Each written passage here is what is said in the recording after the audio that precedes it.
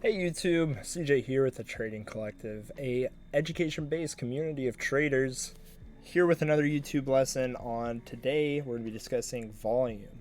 So if you guys really quickly wouldn't mind smashing that like button, and if you're not subscribed already, be sure to subscribe. We do a lot of short videos like this so you guys can get the information you need and then get on with your lives.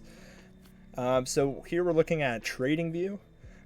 And we're going to be looking first how to add volume.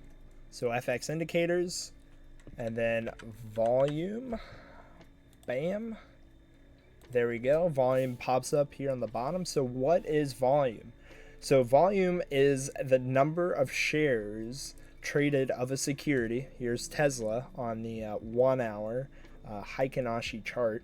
So it's a number of shares traded within a security within a certain time frame. So these candles here at the bottom of the screen are 1 hour candles. Just like here, 1 hour here, 1 hour there, 1 hour here, 1 hour there. So when you hover over, when you're hovering over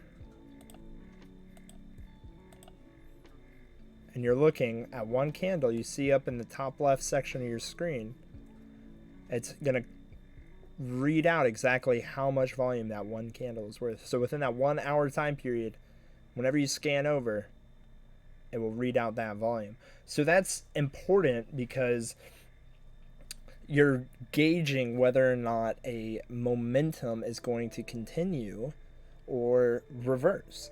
So when you're seeing a uptrend, you're seeing a candle like this being built, and then you're seeing volume taper down.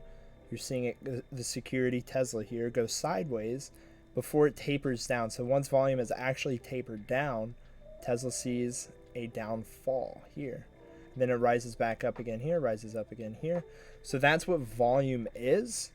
And it's important to be using volume analysis when you're trading for those reasons in particular.